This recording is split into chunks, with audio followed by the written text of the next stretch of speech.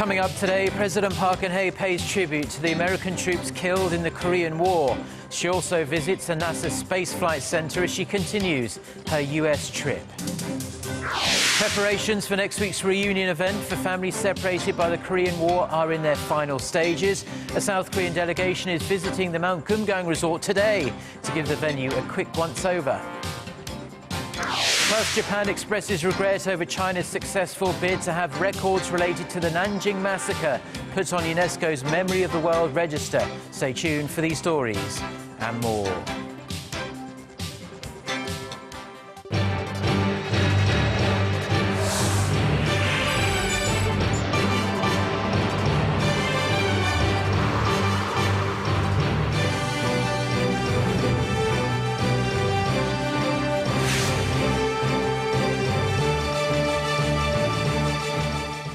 Hello, it's noon on Thursday, the 15th of October. You're tuned in to our midday newscast here on Arirang TV. Thank you for joining us. I'm Mark Broome. Our top story this afternoon, President Park Geun-hye has started her official schedule in Washington with a visit to the Korean War Veterans Memorial. As well as paying tribute to the fallen heroes, the president pledged to further strengthen South Korea's alliance with the United States. Hwang Sang-hee files this report from Washington. Remembering the American soldiers who fought in the Korean War was President Park's first official schedule in Washington. She paid tribute with a wreath-laying ceremony at the Korean War Veterans Memorial on Wednesday, calling them true heroes. She was joined by some 120 people, which included surviving veterans and family members of those who served in the war. Vowing to further strengthen Seoul's alliance with Washington, President Park said South Koreans will never forget those who helped them when they were in trouble. 한국 전쟁은 결코 잊혀진 전쟁이 아니라 지금도 사람들이 기억하면서 그 의미를 새기고 있는 그 살아있는 역사가 되고 있음을 알 수가 있습니다. More than 36,500 American soldiers sacrificed their lives during the 1950 to 1953 Korean War. President Park also visited the NASA Goddard Space Flight Center in Maryland in an effort to strengthen cooperation with Washington on space issues. On Thursday, President Park will visit the Pentagon as a sign of strong military ties between South Korea and the U.S. Hwang Sang-hee, Arirang News, Washington. Now, as a follow-up to that report, North Korea is expected to top the agenda during Friday's summit between President Park Geun-hye and U.S. President Barack Obama. And it will be included with other global issues of mutual interest. At a press briefing in Washington on Wednesday local time, Daniel Kreitenbrink, Senior Director for Asian Affairs at the U.S. National Security Council, said the leaders will focus on various ways to bring Pyongyang back to the long-stalled six-party nuclear talks. The official added that Obama will urge North Korea to abide by its obligations and commitments in the September 2005 joint statement, under which the regime agreed to abandon its nuclear weapons program. The U.S. also plans to call on the North to stop provocations that violate UN Security Council resolutions and escalate tensions on the Korean Peninsula. And the United States has again denounced North Korea's policy towards religion. In its latest International Religious Freedom Report, the U.S. State Department says North Korea denies the right to freedom of religion and continues to deal harshly with those involved in religious practices through executions and torture. The report added the North's leadership should be brought to the International Criminal Court for human rights abuses, as recommended by the UN Commission of Inquiry on Human Rights in North Korea. In comparison to last year, the latest report has deleted the statement that the North severely restricted religious freedom to make clear that North Koreans have always been deprived of religious freedom. The two Koreas are in the final stages of preparations for a long-awaited round of inter-Korean family reunions next week. The South Korean delegation, consisting of 14 government and Red Cross officials, crossed the border into the north just minutes ago to do a final check-up on the event details with their North Korean counterparts. The delegation from the south, led by Red Cross President Kim Sung-ju, is expected to make final arrangements with the north on the Mount Kumgang resort venue, also transportation and the reunion timetable. Now, some 650 South Koreans will reunite with family members living in the north during the 6 sessions set to be held from October 20th to the 26th. Japan and China remain divided on UNESCO's recent decision to add documents related to the Nanjing Massacre to its Memory of the World Register. Japan has called for the two countries to focus on the future, while China calls for an acknowledgement of the past. Connie Kim reports. In a meeting with visiting China State Councilor Yang Jie-chi in Tokyo on Wednesday, Japanese Prime Minister Shinzo Abe voiced regret about Beijing's successful bid to have documents on the Nanjing Massacre added to UNESCO's Memory of the World Register. According to Tokyo-based Kyodo News, Abe said the two countries should not maintain an excessive focus on the unfortunate past, but work to build future-oriented bilateral relations. Yang reportedly underscored the importance of acknowledging history in order to move forward. Last week, UNESCO added to the register Chinese documents on the Nanjing Massacre committed by Japan's Imperial Army in 1937. Included are 11 sets of files from text to film and photographs recorded between 1937 and 1948. The 16 photos added to the registry include graphic images of Japan's heinous acts. Seoul-based Yonhap News Agency reported Thursday the pictures show the Japanese military beheading Chinese prisoners who are on their knees and rows of dead Chinese bodies lying in the streets. Beijing says some 300,000 people died in the campaign of rape and mass killing. Relations between China and Japan remain frosty, but the two countries remain united on bilateral cooperation, which is set to be discussed at a trilateral summit that includes Korea in the coming weeks. Connie Kim, Arirang News. Now back here in Korea, and economic issues are in focus on the third day of a 4-day interpellation session at the National Assembly. 16 lawmakers from the two main rival parties will question government officials, including the Prime Minister and the Finance Minister, about a range of issues from youth job creation to labour market reforms and Korea's mounting debt.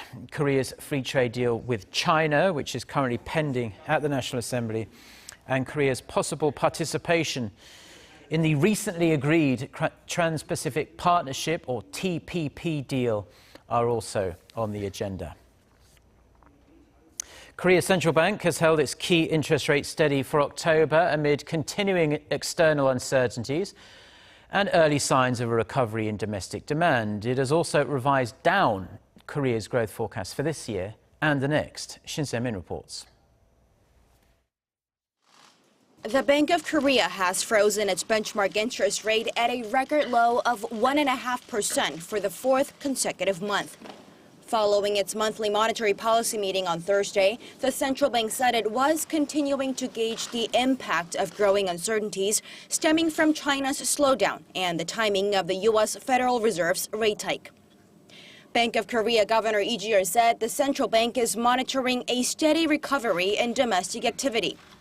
Consumer demand, industrial output, and retail sales have been picking up following a slump caused by the recent outbreak of Middle East respiratory syndrome.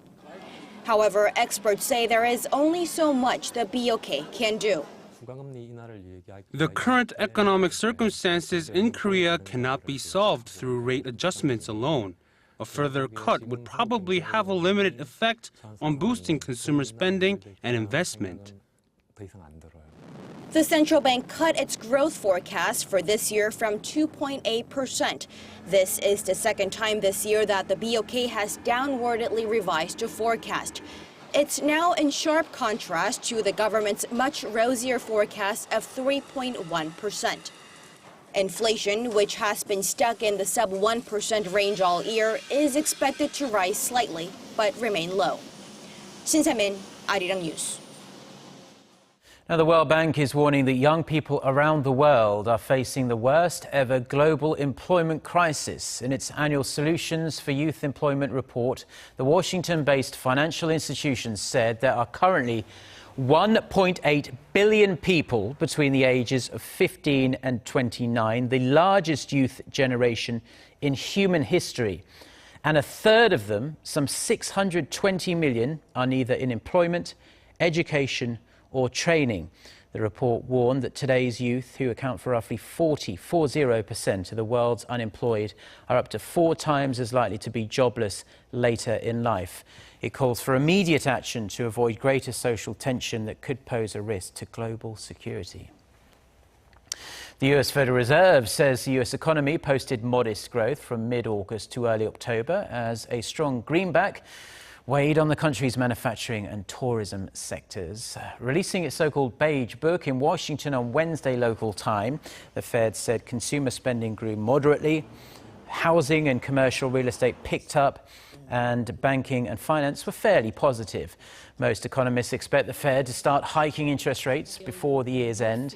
Rates have been near 0% since late 2008. Now, we've been reporting quite extensively on Korea's export woes in the current economic climate, but relatively the country has been faring reasonably well. Korea has seen its global market share increase over the past 10 years, but looking forward, China's slowdown is the dark cloud on the horizon. Kim Min-ji reports.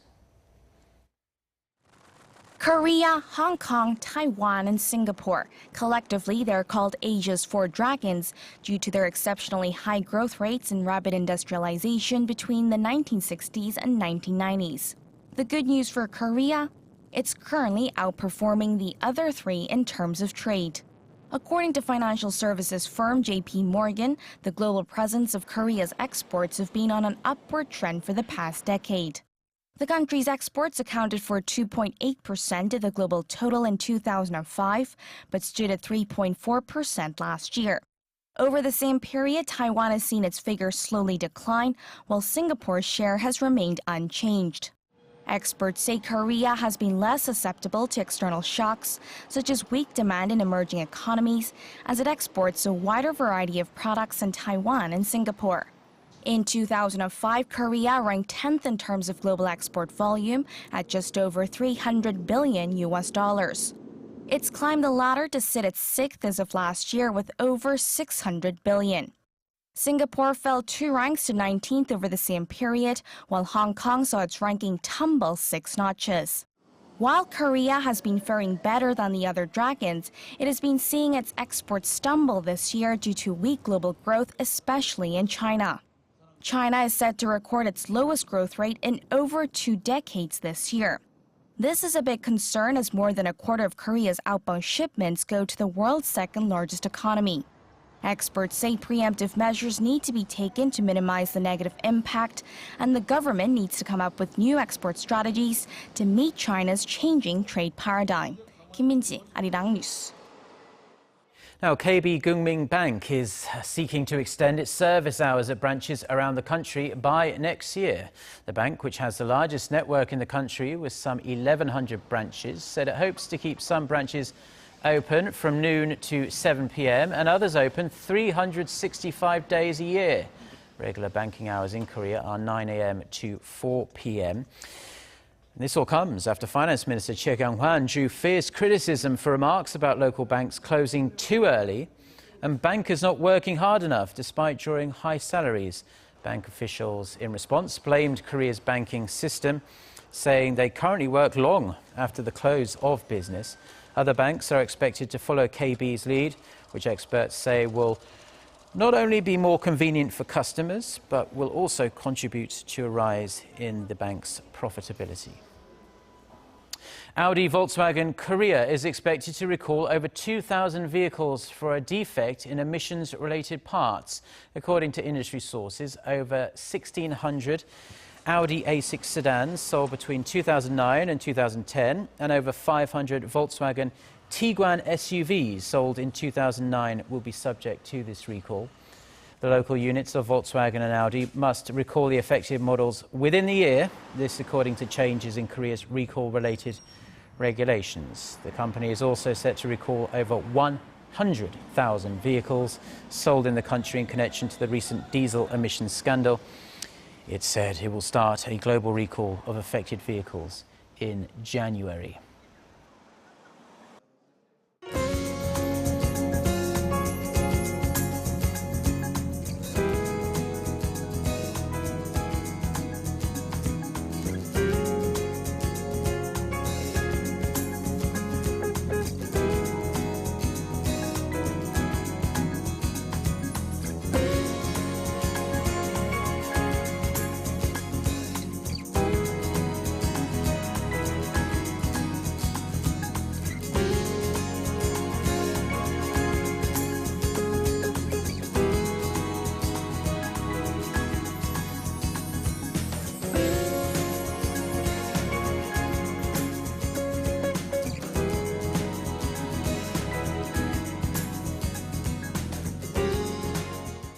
Well, those are stories we've been following on this Thursday afternoon here in Seoul. For more of the latest, don't forget to check out the website, arirang.com/news. And it's also worth checking out our smartphone application.